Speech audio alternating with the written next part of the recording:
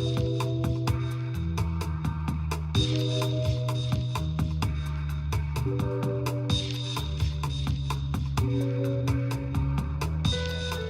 to City and State TV. My name is Ashley Hupfl, City and State's Albany reporter. With us is NYPIRG's Blair Horner. Thank you for joining us. Thanks for having me.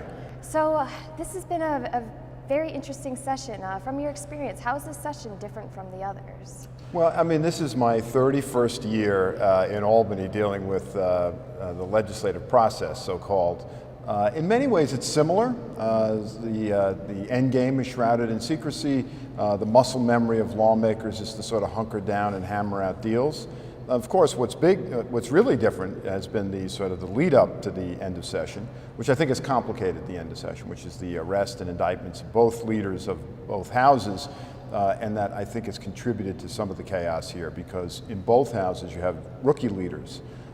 In the past, you had people with a lot of experience sort of leading the House, and it was easier for them to negotiate agreements. I think it makes it harder now, and you couple that with the governor having a new team around him as well. I think it's a recipe for gridlock, which is what we've seen so far. Right. Do you think there's ongoing concerns about corruption that's helping stymie the conversations? Well, you would hope not, right? I mean, you would think that if people are behaving honestly and above board, that they wouldn't be worried about the U.S. Attorney. And so, to me, I think that those arguments have been sort of used as a cover story to cover up the fact that there's been gridlock, and it's an excuse to blame someone else. I mean, the governor and the elected representatives, they come here to solve problems. That's their job. They're supposed to be here solving problems. They shouldn't be worried about a U.S. attorney investigation unless they have something to be worried about. So I don't, at the moment, I think the one variable that the U.S. Attorney has played here is that he's removed the leadership in both houses, and that doesn't make things easier. Does not NYPIRG wish there was more conversation about ethics given the events, or? Well, yeah, we're a multi-issue organization. There's a number of issues we're involved in that are still, either on life support or hopefully under discussion at the end of session. It is really sort of startling, though, that there's not even a word about trying to fix the place, given the sort of intense amount of scrutiny there is in Albany, and the arrests, the unprecedented arrests of the leaders of both houses, and yet not a word. In the 3 decades that I've been here, it's usually the executive that leads on this, and the silence from the governor's office has been deafening. I think there's, not that I have the experience, but I think there's also an increased scrutiny from the public. I think people who weren't paying attention in New York State politics usually are paying attention this session given the events.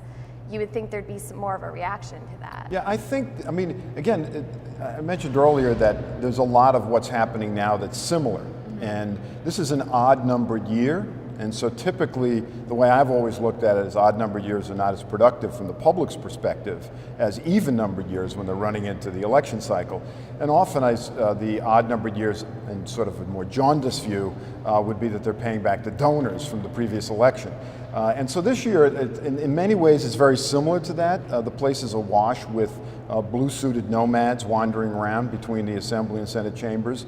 There's an army of lobbyists, and they're not here at the public interest, right? They're here because big donors and interest groups are paying for them. So in many ways, it's similar in that way. I'm hoping that the public revulsion with what they see in Albany will lead to breakthroughs before the next election. And is there anything at the top of NYPIRG's list that you're watching for the end of session? Well, we have a number of bills. One of them is a bill that would prohibit, this is sort of in the, it's hard to believe that it's a controversy issue, a bill that would prohibit toxic chemicals from being in children's toys. You would think that that's in the no-brainer category. 42, it's passed the Assembly with bipartisan support. The governor supports it. 42 of the 63 senators are sponsors of the bill, and yet at the moment it's on life support. The other bills as well, the Daily News has had a series on what's called Laverne's Law, which is to change the way that patients would be able to bring legal action in the event of getting hurt in a hospital. Again, the majority of the state senators support it. It's passed the Assembly, but at the moment it's stopped by the hospital lobby. And so big money's still playing a big role. It's an odd number year, which complicates things. What's further complicated things is sort of the new team running Albany. And to me, what is sort of most striking is that we don't hear anything about what's going on. It is the closest thing that I've ever seen Albany come to a papal enclave, where we're really reduced to waiting for the white smoke to come out of the chimney to find out when the session's over. Right, right. Well, thank you so much for joining us. Thanks for having me.